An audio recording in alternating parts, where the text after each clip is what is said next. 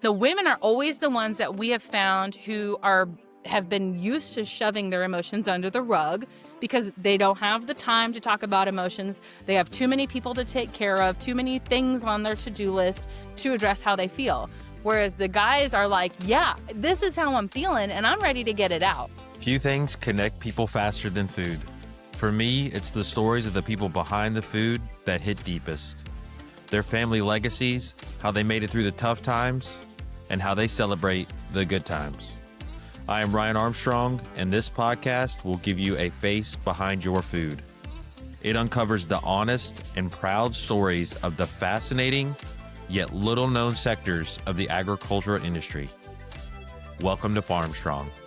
Hey everybody, thank y'all for joining us today on the Farmstrong podcast. I'm really excited today for our guest. Her name is Kacee Bohle. She is I'm assuming the founder, spearheader of AgriMinds. We connected on LinkedIn.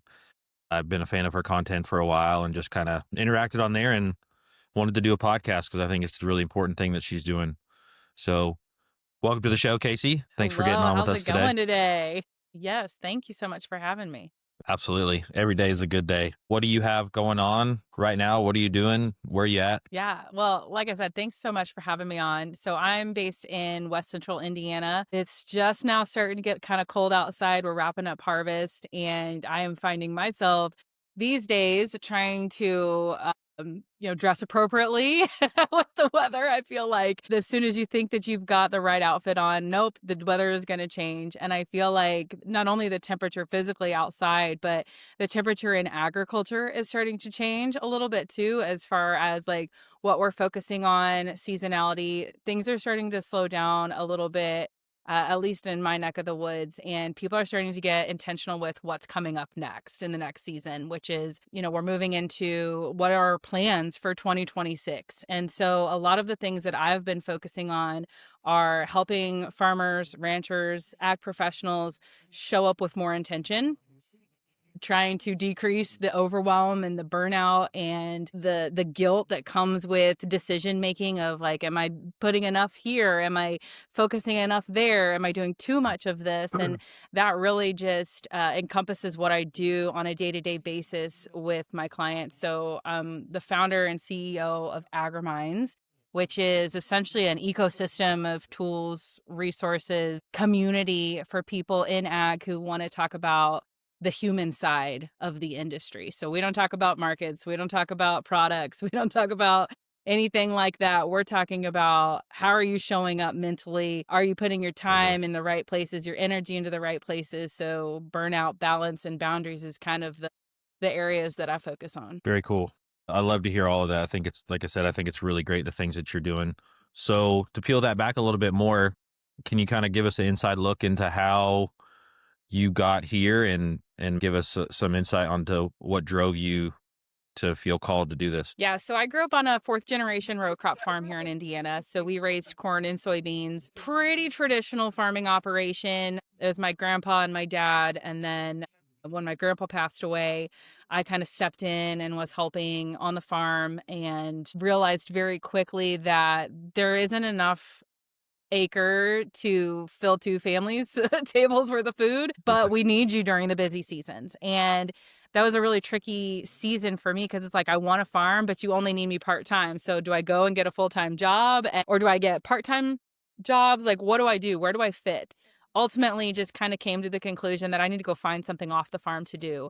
So still helpful on our farm during the busy season, but for the last 16, 17 years, I've had to go off into town and get a big kid job, right? And a town job.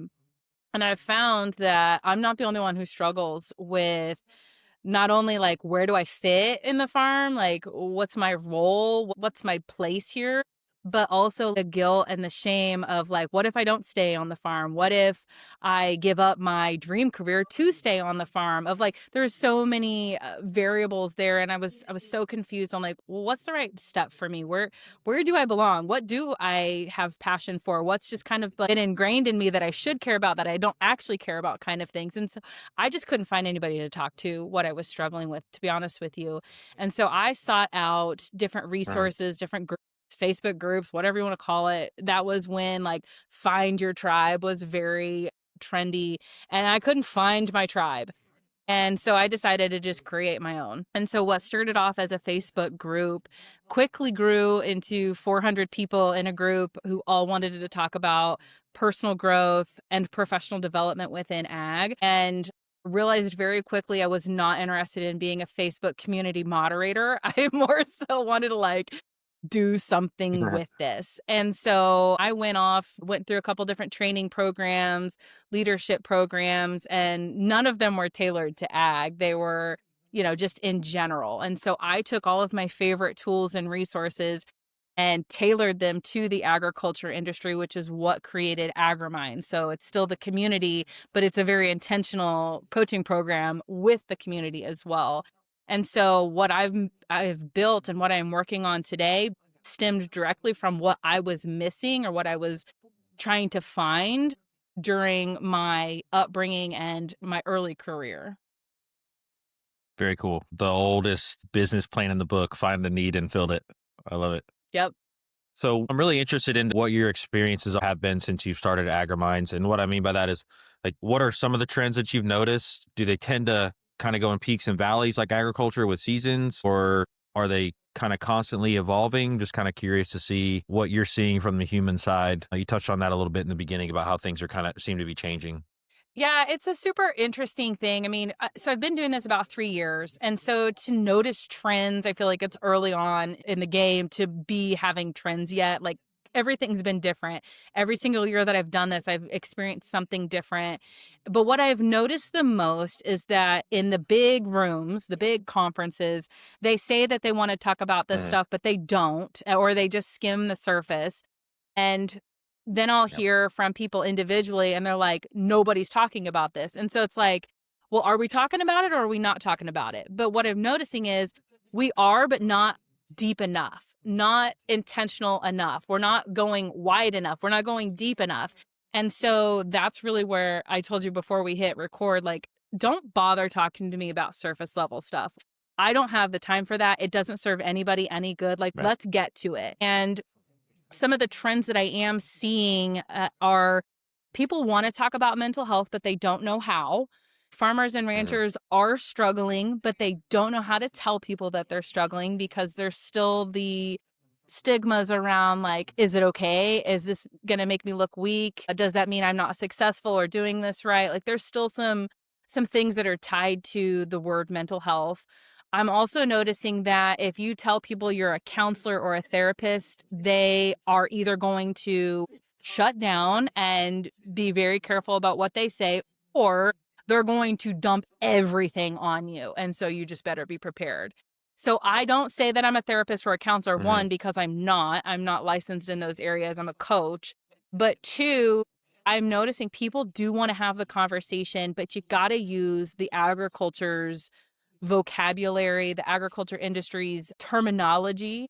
I can't say, how's your mental health? I have to say, what's keeping you up at night? What's the knot in your throat coming from? Why are you drinking more heavily these days? Right? Honestly, that's the kind of conversation I have to have. Then people are like, well, and then they open up and they let you know. So I think you have to come at it from a very unique angle, which is what has set me apart from what I think a lot of other people in the industry are trying to do. Is I'm not necessarily flashing hey, let's talk about mental health. I'm saying, what are you dealing with and do you want to change? And if you don't, then I don't know if we're ready for a conversation, but if you are, let's go. For sure. No, I love that. I love the things that you're saying. I love the fact that you're all about not staying surface level. I think that's super important. And I think one thing that you said I really like a lot is focusing on what's going on deeper and having an aim for what you're doing. Because exactly what you said, you see everybody talking about mental health. And I mean, I'm preaching to the choir here talking to you, but if in my setting, in my situations, if I bring that up, there are times where you literally will be like, well, we're not going to talk about that. Or it's just such a surface level conversation where there's really not a goal. So I think that's a really important thing to hit on, what you just mentioned about what are you actually trying to do if and when you are talking about mental health. So kudos to you for doing that. I think that's awesome. Yeah, thank you. I think that I just got so tired of seeing be the gate getter, not the gatekeeper. Your story matters. Advocate for blah, blah, blah. Like, I'm just so over buzzwords. Like, it's not doing anything for me, let alone farmers and ranchers. Like, I don't know of any farmer who's like, okay, I'm going to do something now that I saw that you said that my story mattered. Like, I don't think that that's motivating. Yeah. What really matters is, are you willing to get in the combine or the tractor with a farmer and let them be in their element and actually hear what they have to say? That's how they're going to tell you what they're feeling. And I do everything virtually for the most part because, one, I live in rural Indiana. I am very intentional with being present with my young family. I've got 2 young kids at home, and Hmm. I'm just not in the season of life where I can travel as much as I used to, which was 3 to 4 nights a week, covering the entire Corn Belt in my past sales jobs. But I'm trying to practice what I preach and say, like, this is stuff I value, and I'm going to not only talk the talk but walk the talk. But I think that, just the access to tools and resources, right? A lot of my clients come to my calls, whether it's one-on-one coaching or inside of the group program. They're in their trucks, they're in their tractors. One girl she was literally mixing chemicals, listening in her AirPods. Like, I need to be where Hmm. they are, meet them where they are. And I think so many other people expect the farmer to stop what they're doing and go to the resource, right? Like, go to these farm Yep. bureau meetings, go to these conferences and events. And I think there's a time and a place for that. But I think that it has to be really focused on that, which is why I'm having the AgriMinds Summit. Like, we're not selling anything to you. Like, that's the trap that I think so many conferences struggle with is, like, I want to talk about mental health during one of our breakout sessions, but everything else at the conference is around new data, tariffs, farm bill, markets, what's the Hmm. weather forecast going to be for 2026? Like, this is something I've struggled with, to be completely honest with you, Ryan, is like, I feel like I'm too intense for a lot of our industry because it's like, wow, she's really just beaten down on this. Like, but you know what? Suicide is happening. I'm done with just playing nice and hoping I don't upset somebody. Like, I've lost a sibling to a Yep. drug overdose. I have family and friends who have lost, loved ones because of, they're calling it accidents with a gun. This stuff is too important to just gloss over and give it a 30-minute slot at a conference where everything else is completely different than that one breakout session. And we're humans and we matter and we count. And I just can't sit by and hope that it works itself out. So I'm off my soapbox. No, no, that's great. You can feel free to keep going. I mean, I'm here for it. I really appreciate all of that, and I think some of the things that you really hit on are really seriously issues that need to keep being called out. I think that like at your AgriMind summit, you know, and you tie that into going to other conferences, and it's like which one do you choose to go to, and you look at it and you don't really feel tie it into the old saying, people don't remember what you did for them, they remember how you made them feel. It's like, okay, they may be getting some things out of it, but when they leave the conference, how did they really feel? Me personally, I know I feel kind of like not empty, but did I get any more traction out of that? Did I move the needle at all? So I think that that's really important. And I think when you were talking, something came to mind. There's a old saying of your comfort is killing you. And like we really are super comfortable as a country, but also I think as an industry too. And I don't mean that like as a knock. I mean, there's a lot of hard work and people work, they do a lot of meaningful work to make things that way, but there's a problem and it has to Yeah. be fixed. It's not really like Yeah. an optional, it's a onesie. Like we can't pick and choose which things that come with farming. We know what they are and we know how they're impacting us. So I just wanted to say I really appreciate that you are that intense because that's what it does take to have an impact. So I'm curious more about the AgriMind Summit. I see all of your content online. So could you just give everybody I'll just turn the floor over to you to just kind of give us a rundown of what that is and how that can benefit everybody. Yeah, well, like I said, I started this whole thing, my entire business, based off of a need that I was looking for. I wanted to be able to talk Hmm. to people who understood what I was going through. I wanted to be able to not be sold to while I was there. Like anytime I've gone to a conference, there's always the trade show room, or the booth after booth, or the breakout sessions that are sponsored by so and so. Like there's always a catch. And I wanted to create a place where people could come and have really vulnerable conversations, not feeling like they were there because of a sponsored dinner, or you're going to be guilted into signing up for a thing, or like give me your email address and we'll give you this resource. Like I just wanted it to be a little bit less in your face. And a lot of my clients who've both gone through the program and one-on-one coaching clients have said like, okay, well, we want to keep going. Like, I want to meet more people outside of my cohort. I want to have these conversations in person. Like, I need to go to a conference to rest and reset for a second. And so that's where the summit came from. And I opened it up to the public. So that's going to be in March of 2026. And we've capped it at 50 people. There are no sponsors. No brand has been invited to attend. This is all coming out of my pocket because like I want to be at full control. I don't want to have a brand or a company persuading me to go this way or that way with my content. I chose the speakers. The speakers are going to be talking about nervous system regulation, self-leadership, confidence, balance, burnout, just those things that Right. you do kind of get a check the box at some other conferences. But I mean, we're going deep. We're going to have a speaker panel. One of them is actually a farmer who talks about mental health. So, you know, like, hey, I'm a real farmer from real Kansas where I'm talking about these real things and I'm living proof of it. So, I mean, he's going to be up there. And so it's like, it's really cool. I wish that there were more conferences like this. And the more the merrier, in my opinion. Mhm. I can't serve everybody, but I would like to see more of this stuff. But that's a little bit about the summit. I think that the transformation that people are going to get, or like the experience maybe, is that it's not information overload.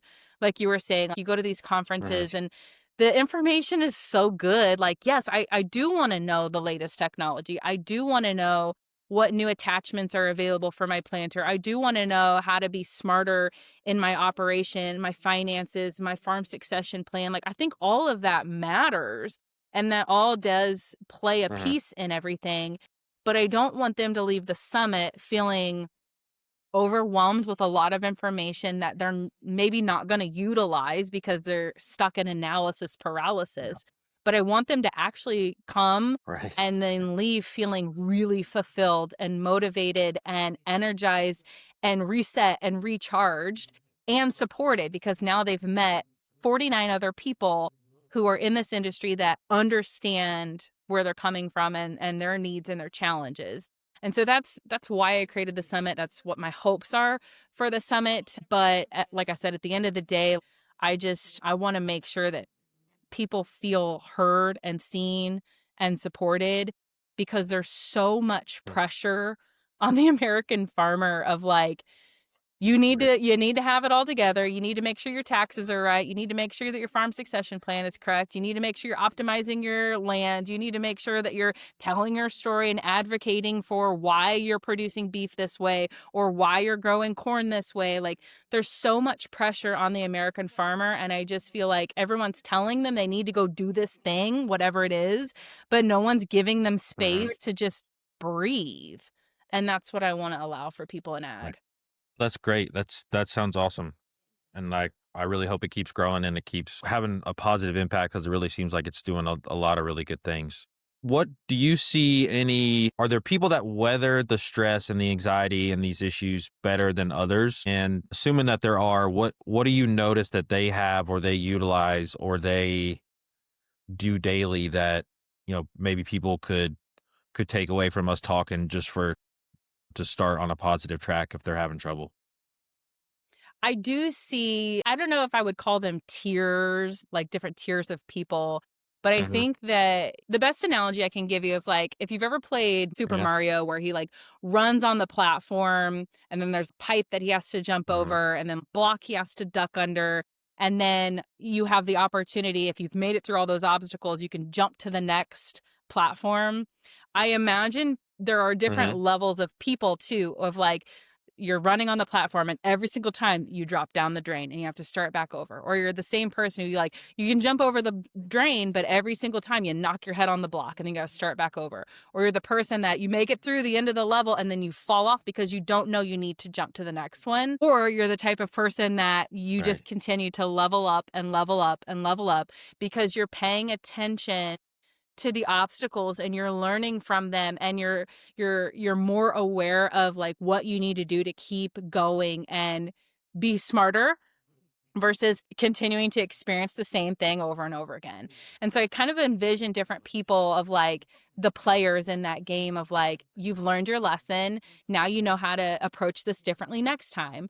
Or you're kind of like stuck in that maybe victim mentality of, why do I just keep having to do this? Why are these things continuing to happen to me? It's like, are you paying attention to the blocks or the drains that you have to, go around? And so it's like, I think that the Yeah. people who continue to work through and overcome the challenges that they're faced with in not only agriculture, but just in life, because let's be honest, like, we're Right. humans, and no matter what industry you're Hmm. in, you're going to face obstacles, right? Like, death happens Right. in your family that you didn't expect. You're going to lose your job that maybe you Hmm. weren't expecting to, or for some reason you need to relocate, whatever the thing is. Every industry that you're in, there's something that you're going to have a challenge with. And the people who have a higher quality of life are the people who have more awareness, and they have shifted their mindset from maybe victim mentality to, hey, there's growth and there's abundance, and I'm going to learn from this opportunity. And it's not a failure.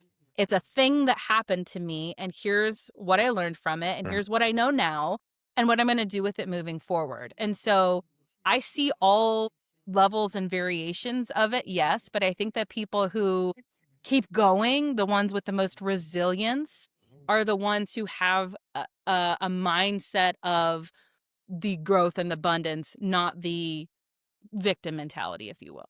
So a lot of kind of along the lines like extreme ownership kind of thing. Yeah, exactly. Yep. Could you share some stories of somebody in the community that came to you and said, like there was this one thing that really they turned the corner? Is there any one thing that sticks out more than others, or is it kind of different given on the situation, the person? When you say like turn the corner, do you mean like aha moments for them, or what do you mean by that? No, fair question. I so kind of like when you were saying, the difference between those who are aware of their surroundings. Like, is there any thing from AgriMinds or things that they had, personally, like maybe it was spending more time with family, or it was reading a book at night, or I mean, is there anything that you have where people go, like this was the thing that really cemented it for me and made me commit to being more aware and improving? I think the people who are open-minded to Hmm. having a support system, right? Like, the hardest thing for me, I'll just Yeah. share a personal testimony, is stereotypical middle child. I'm a Taurus, like all the things that you could find that like relate to somebody being very stubborn and independent. I've got them all. But I have always thought like my ideas were really good, and no one could convince me otherwise. And so when my husband and I kind of like experienced me going through growth and him saying like, I don't know if you've noticed this about you, but you've always thought this. And I'm like, shut up. I have not. Like, there's no way. And he's just like, I've seen a big change in you. And so it's like being vulnerable enough to talk out loud to somebody else about what your realizations are is the Hmm. scariest but most amazing thing possible. And so I would have all these ideas and I'm like, yeah, that's amazing. I'm going to do this. I don't care what anybody thinks. I don't want their opinion. I'm going to go do it. And then when it flops and you fall flat on your face and you look around and you're like, what happened? And then you blame every external thing that you can find in sight.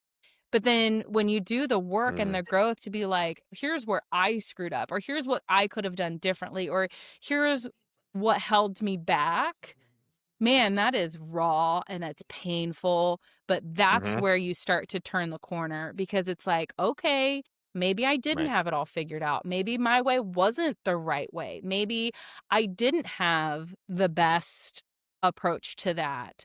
And so finding that tribe that I was telling you about is tricky to do in agriculture, especially when you live out in the middle of the Hmm. country, especially in the line of work that many of us do where we're farming and we don't have necessarily time in the community, or we don't have like 20 friends that we go on, guys weekend or whatever. Like that's not a thing for me, especially you get it with young kids at home, but finding, a strong Hmm. support system, whether it's with your spouse, which I know a lot of my clients have a really hard time with because it's like, oh, my wife doesn't understand, what it's like being the breadwinner, or my husband doesn't understand what it's like to be in this role, or all the things that I'm juggling. Like those are very stereotypical, but they're common. Like we just assume that our Right. spouse isn't going to understand where we're coming from. And it's like, y'all are a team, right? Like you have the same mission. If you can figure out how to work together, that's your best bet. Now, for those who are single or divorced or even widowed, which I have a few of, sometimes it's like I had that and I don't have it anymore. So letting somebody new in is tricky. It's painful and it's Hmm. it's embarrassing and it's uncomfortable and it's awkward and all these things, but we were not meant to do things alone. Yet we find ourselves by ourselves a lot. And being alone in your thoughts is Hmm. like the scariest and loneliest place that there can be. But that's where I think like the mental health check is super important, because it's like if you don't know you're spiraling, you can't do anything about it. But if you have somebody around you that is noticing your behavior is showing up different, you're snapping at your family, you're not as motivated as you typically have been at work, like unless you have people who are with you often or are paying attention to that, you're gonna spiral out of control. And then that's when it becomes too late. And Hmm. that's where those helplines do come in handy. But my goal is to get to people way before that.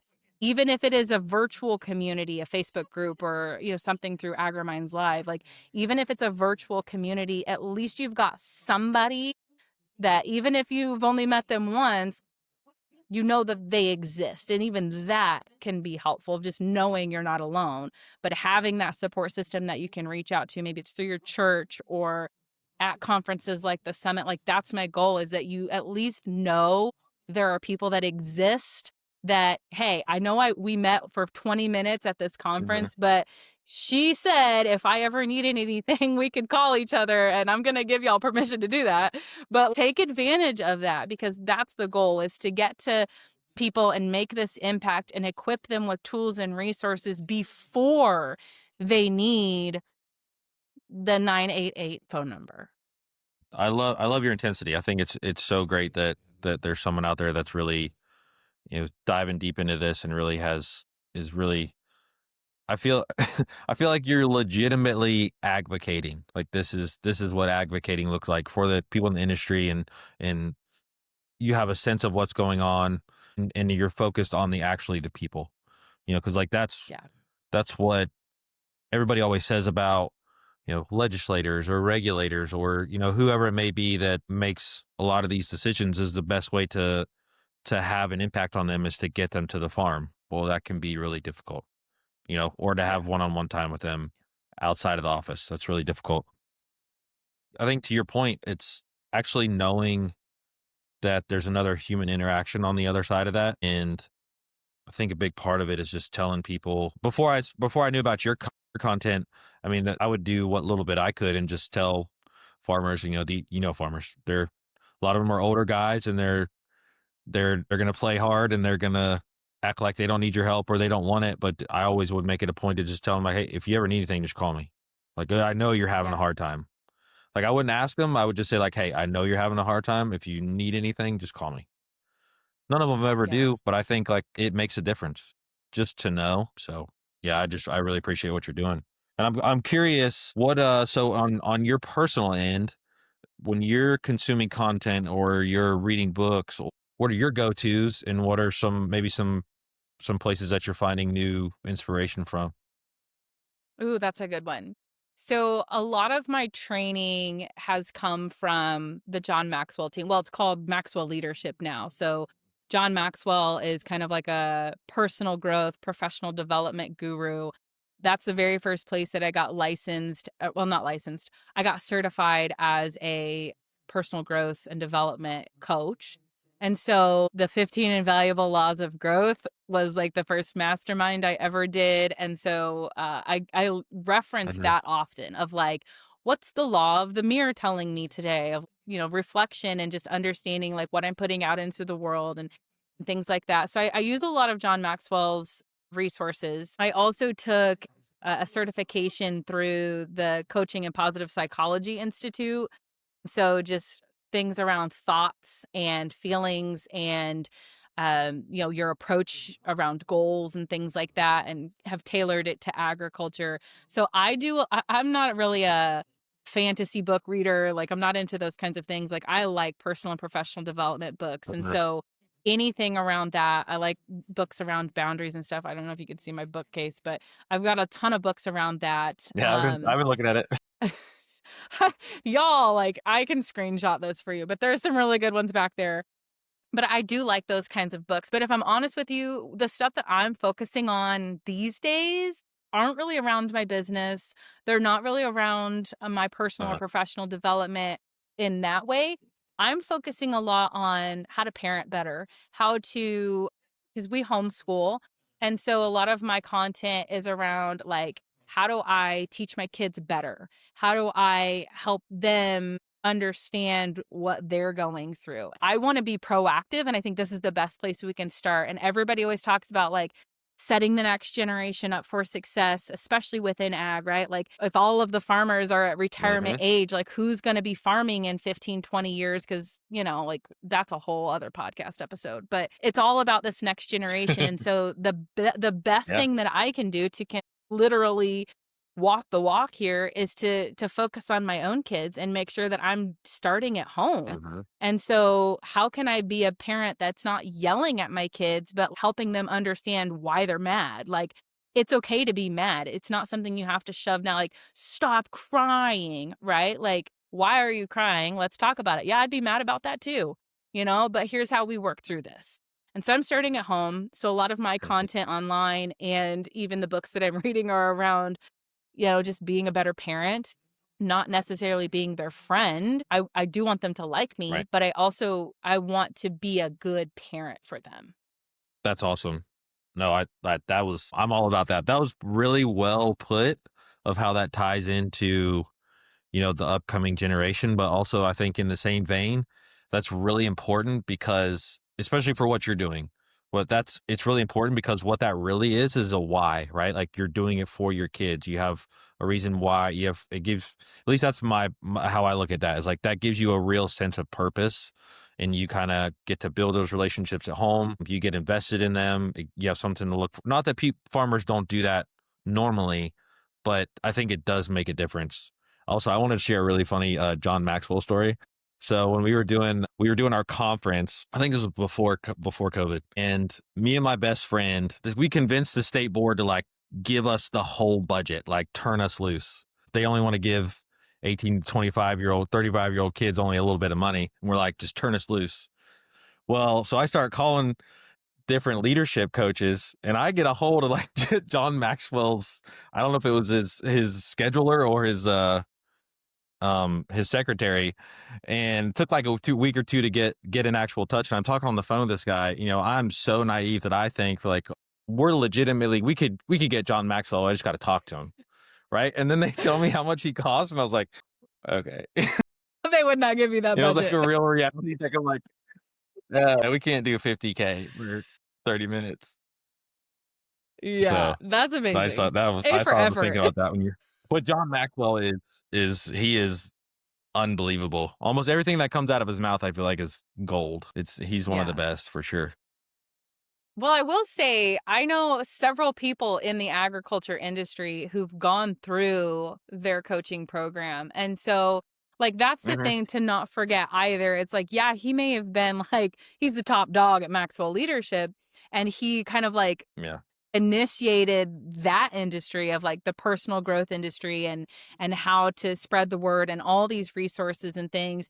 But there are people within the ag industry like myself, but I know others Mhm. who, like, I'm just going to do a shout out because I love these people, like Callie Thorne. She is a mental health advocate, and she talks about mental health in rural communities. She's up in North or South Dakota.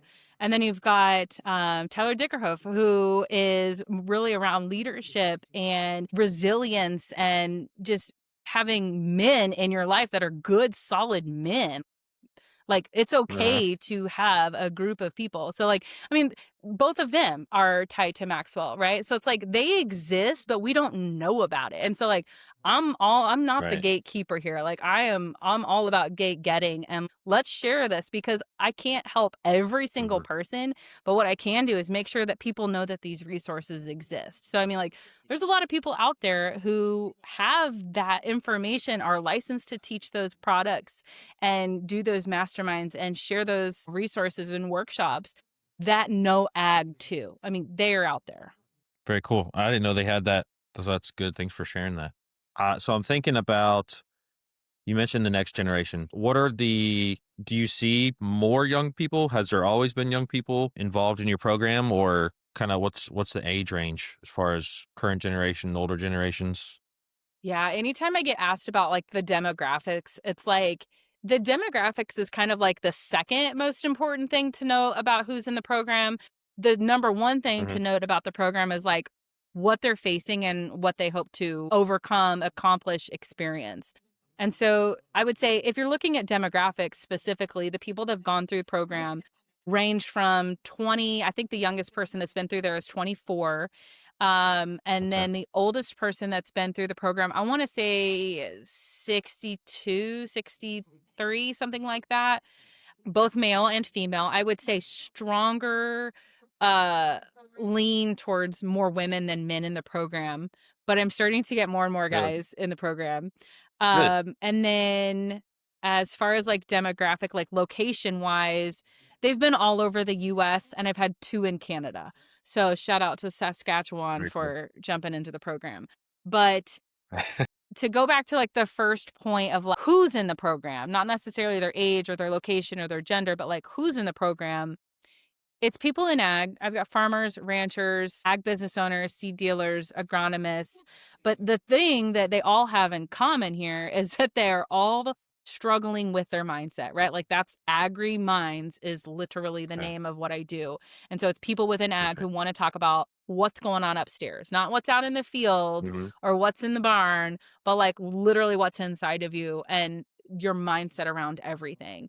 And so, whether it's low confidence, whether it is communication issues with family, friends, coworkers, bosses, clients, we'll talk about communication, both leadership for yourself and leadership for those around you, whether that's your family or your team, how to be really Hmm. efficient with your time and be intentional with your time. So, we do a time mastery session. We talk about emotions for sure. We spend 2 weeks on mindsets and belief systems, and then we also do something called the working genius, which is part personality Okay. assessment, part Yeah. productivity tool. And so we figure out like what brings you joy and energy. Like maybe on like here's an example of a real life scenario. I had two brothers that I worked with. Both of them farmed alongside each other.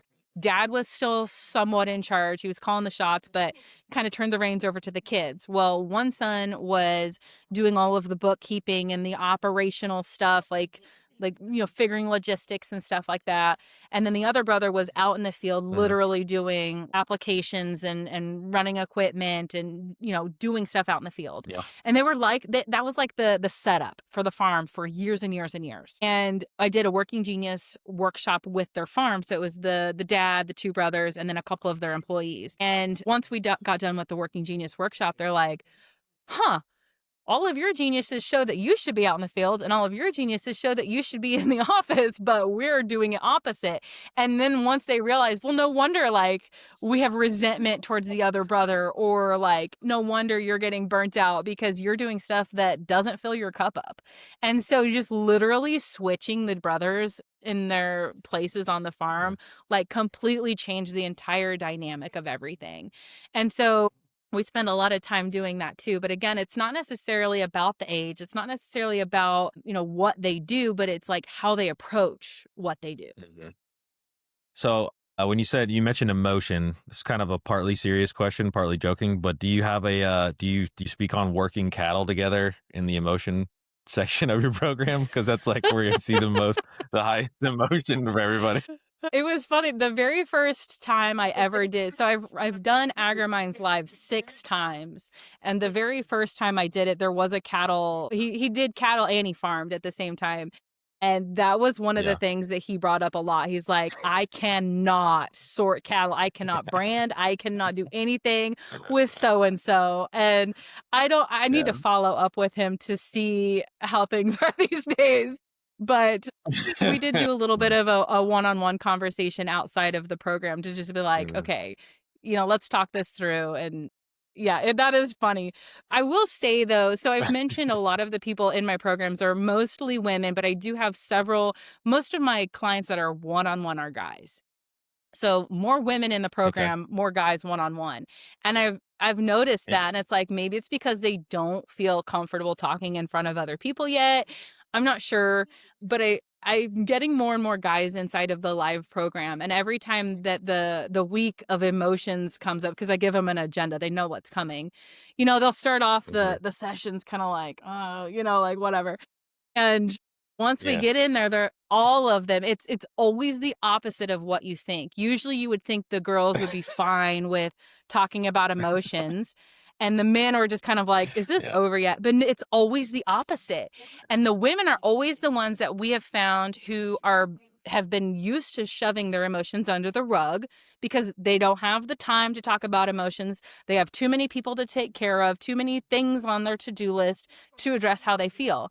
Whereas the guys are like, yeah, this is how I'm feeling and I'm ready to get it out. And by the end of that week or that session, usually it's the guys who are like, I've got all these ahas around, no wonder so and so is doing it this way. Or now I know how to approach so and so about this. And usually it's the women going, oh, that sucked. And so it's always the opposite of what you would think as far as like stereotypes go with Yeah.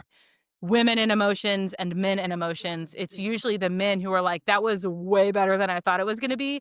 And it's the women who are like, yeah, I'm going to have to sit with that one for a second.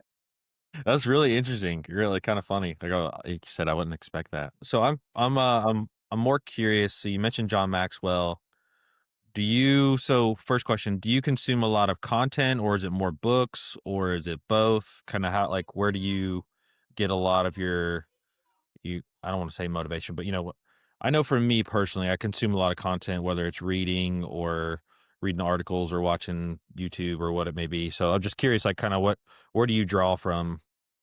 Yeah, a lot of my time is spent with children. So I have a 9 Right year there. old and an almost 3 year old. And so I, it just depends. I mean, if I can get away with it and they're in the other room doing something and I'm in the kitchen like cooking or washing dishes or Hmm. whatever, I can get away with reading an audiobook or listening to an audiobook or watching. I like watching YouTube videos. For some reason that's kind of like been my thing lately. But I do like Yeah. audiobooks, but sitting down and reading a physical book has been really challenging for me lately.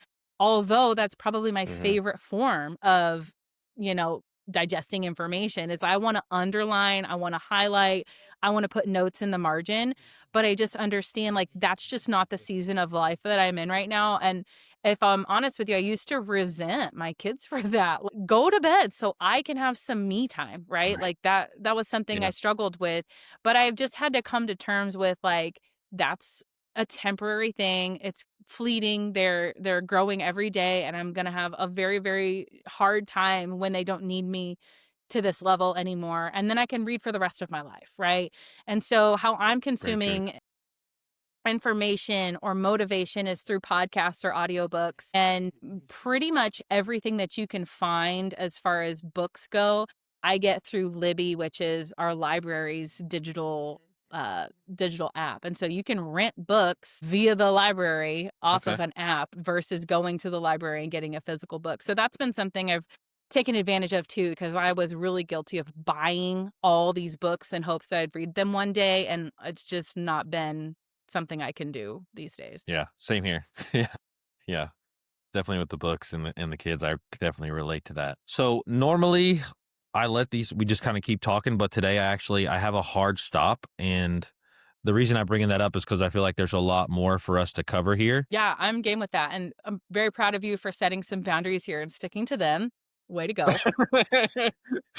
But growing yeah, because it takes time. I feel like we could go in 100 different directions too. So, I mean, yeah, I would absolutely love to come back on. And if there's anything specific that you want to focus in on, just let me know. Yes, ma'am. Absolutely. Well, thank you, Kacee, for your time. Really big fan of what you're doing. Here, I'll give the platform to you. Tell everybody a little bit, where they can find you and where they can seek you out.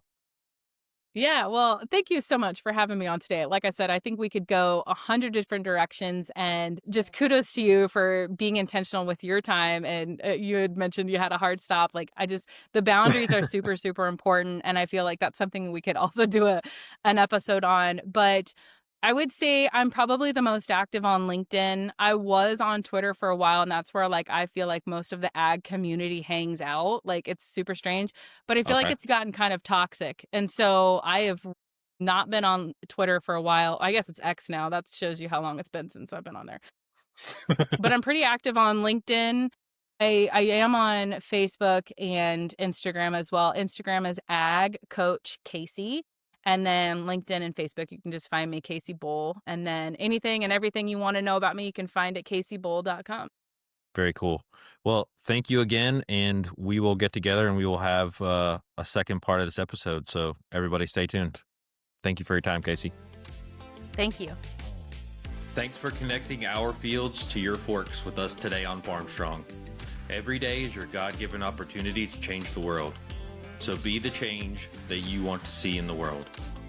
Share your questions and guest suggestions at farmstrongpodcast@gmail.com.